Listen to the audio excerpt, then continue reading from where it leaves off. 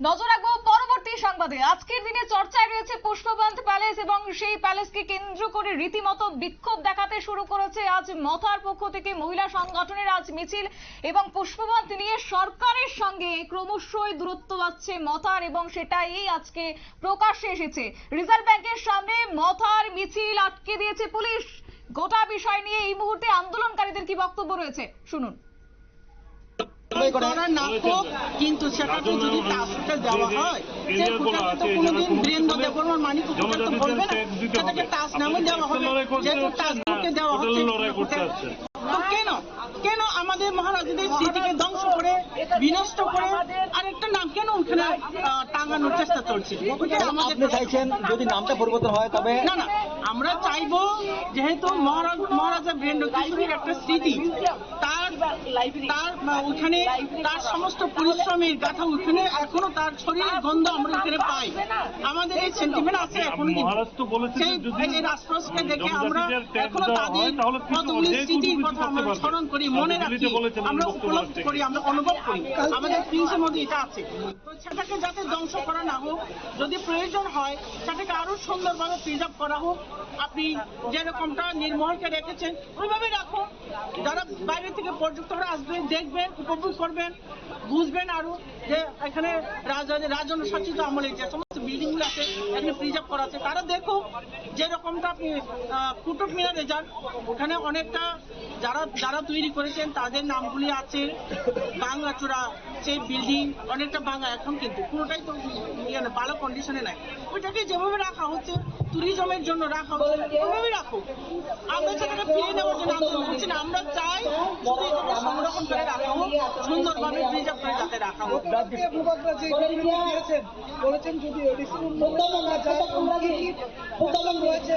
মহারাজা যে স্টেটমেন্ট দেন সেটা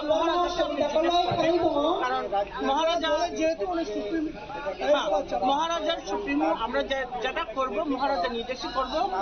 আর যেটা মহারাজা বলেছেন স্টেটমেন্ট দিয়েছেন, আপনি ওইটার ক্লিয়ারিফিকেশনের জন্য মহারাজাকে জিজ্ঞাসা করবেন। আচ্ছা ম্যাডাম, এখানে যদি ভোটার করা হয় তাহলে 500 থেকে বেশি। আপনারা শুনলেন আন্দোলনকারীদের বক্তব্য এবং তাদের এক এবং একমাত্র দাবি যে রাজন্য শাসিত আমলের যে ঐতিহ্য সেটাকে কোনোভাবেই ক্ষুণ্ণ করতে দেবে না। তবে যাই হোক, আপাতত আমরা যুক্ত হয়ে যাব আমাদের প্রতিনিধির সঙ্গে, রয়েছে সুমন্ত ব্যানার্জি। সুমন্ত, আজকের এই যে মিছিল, সেই মিছিলকে আটকে দিয়েছে পুলিশ, কেন কি জানতে পারছো? দেখো শতাব্দী, যেটা তুমি একটু আগে বলছিলে যে রাজ পরিবারের যে সম্পত্তি তাকে কোনোভাবেই বেসরকারীকরণ করা যাবে না, এবং যেটা এতক্ষণ ধরে আমরা সকাল থেকে কভার করছি, প্রতি মুহূর্তের একেবারে আপডেট তুলে ধরছি, সেখানে কিন্তু একেবারে পরিষ্কার যে বিক্ষোভ এখানে চলছে। এই মুহূর্তে তোমাকে জানিয়ে রাখবো যে আন্দোলনকারীরা এসছেন মথার পক্ষ থেকে, তারা কিন্তু একেবারে অবস্থান বিক্ষোভ করছেন এবং সেখান থেকেই তারা স্লোগান দিচ্ছেন। আজকের যে এই কর্মসূচি, সেই কর্মসূচি যাতে কোনো বড় আকার ধারণ না করে তার জন্য কিন্তু পুলিশের তরফ থেকে সকাল থেকেই ব্যবস্থা নেওয়া হয়েছিল। পুলিশের ডিআইজি রমেশ কুমার রেড্ডি তিনি এখানে উপস্থিত রয়েছেন। পশ্চিম ত্রিপুরার এসপি ডক্টর কিরণ কুমার তিনি এখানে উপস্থিত রয়েছেন এবং পুরো বিষয়টাকে দেখছেন। আন্দোলনকারীদের যেটা দাবি এই মুহূর্তে যে কোনোভাবেই এই পুষ্পবন্ত প্রাসাদকে যাতে বেসরকারীকরণ না করা হয় এবং মথার এই মহিলা সংগঠনের এই মিছিলকে ঘিরে সমস্ত ধরনের কিন্তু ব্যবস্থাপনা গ্রহণ করা হয়েছিল। তোমাকে জানিয়ে রাখবো যে এই তাদের যে আন্দোলন, তাদের আন্দোলনের একটাই বলার উদ্দেশ্য যে রাজ্যের উন্নয়ন তারা সবার আগে চায়, রাজ্যের উন্নয়নের জন্য তারা সর্বাগ্রে সহযোগিতা করতে পারে, কিন্তু রাজ্য বা সরকারের শরিক দল হওয়া সত্ত্বেও মথার সঙ্গে কোনো ধরনের আলোচনা না করে কি করে রাজ্য সরকার রাজ পরিবারের এক সম্পত্তিকে তুলে দিচ্ছে, একটা বেসরকারীকরণ করার চেষ্টা করছে, সেই প্রশ্ন তারা তোলেন এদিনের মিছিল থেকে। পাশাপাশি তারা যারা জানাচ্ছেন যে আজকে যেভাবে কাজ চলছে, যেভাবে এক নায়কতন্ত্র গিরি দেখানোর চেষ্টা চলছে, সেই বিষয়টিকেও তারা কোনোভাবে পছন্দ করছেন না এবং তারই প্রতিবাদ আজকের এই বিক্ষোভ বা মিছিল থেকে তারা তুলে ধরে মথার মহিলা সংগঠন। দেখো, এই মিছিল এখনো পর্যন্ত চলছে, তারা অবস্থান বিক্ষোভ করছে এবং তোমাকে জানিয়ে রাখবো যে যতক্ষণ আরো কিছুক্ষণ এটা চলবে এবং পুলিশের তরফ থেকে কিন্তু সব ধরনের ব্যবস্থা নেওয়া হয়েছিল, জল কামান নিয়ে আসা হয়েছিল।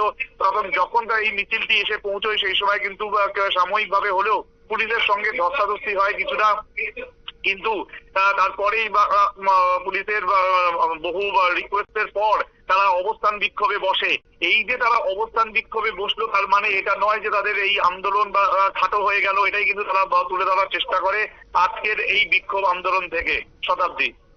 একেবারে সুমন্ত, আরেকটি বিষয় জানতে চাইবো, আজকে যে তাদের এই যে উত্তেজনা বা তাদের যে এই মিছিল যে তারা করছেন, সেই জায়গায় দাঁড়িয়ে সম্প্রতি আমরা দেখেছিলাম যে পর্যটন দপ্তর থেকে কিন্তু এক প্রকার স্পষ্টীকরণ দিয়েছেন মন্ত্রী সুশান্ত চৌধুরী যে এটা আপাতত প্রাথমিক পর্যায়ে পর্যালোচনা বিষয় রয়েছে বা আলোচনার মধ্যে রয়েছে, এখনো সেভাবে সিদ্ধান্ত নেওয়া হয়নি। সেই জায়গায় দাঁড়িয়ে আজকে কেন তাদের এই বিক্ষোভ বা কেন তাদের এই মিছিল, সেই নিয়ে কি তারা তাদের মুখ থেকে কিছু বলছে? দেখো, বিষয়টা হচ্ছে তাদের একটাই কথা যে পুষ্পবন্ত প্রাসাদকে কোনোভাবেই তাজ হোটেলে তাদের কাছে তুলে দেওয়া যাবে না, টাটা গোষ্ঠীর কাছে তুলে দেওয়া যাবে না।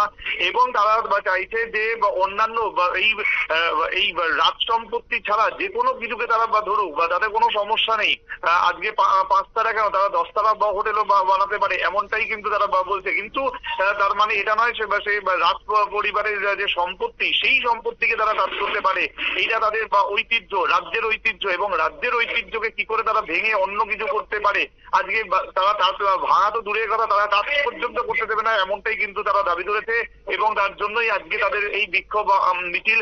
আগামী দিনে তারা জানাতে চাইছে যে তারা সরকারের সঙ্গে সব ধরনের সহযোগিতা করতে রাজি, কিন্তু সেটা রাজ্যের উন্নয়নের জন্য অন্য কোথাও সেটা কোনোভাবেই যেন এই পুষ্পবন্ত প্রাসাদকে ঘিরে না হয়। একেবারে সুমন্ত, ধন্যবাদ তোমাকে। বিস্তারিত জানিয়েছে আমাদের প্রতিনিধি। এবং সেই জায়গায় দাঁড়িয়ে আজকে তাদের গণ অবস্থান বা তাদের বিক্ষোভ, সেখানে মালঞ্চকে বিয়ে বাড়ি করলে তাতে রাজ্যবাসীর একটা সুবিধা হতে পারে, কিন্তু পুষ্পবন্ত প্যালেসকে পর্যটনের স্থান করলে রাজপরিবারের ঐতিহ্য নষ্ট হবে, এটা কোন যুক্তি দিচ্ছে আজ মথার মহিলা সংগঠন? কিন্তু বিক্ষোভ অবস্থান থেকেই এই অযাচিত দাবি মথার মহিলা সংগঠনের। নিয়ে নিচ্ছে ছোট্ট একটি বিজ্ঞাপন বিরতির সঙ্গে থাকুন।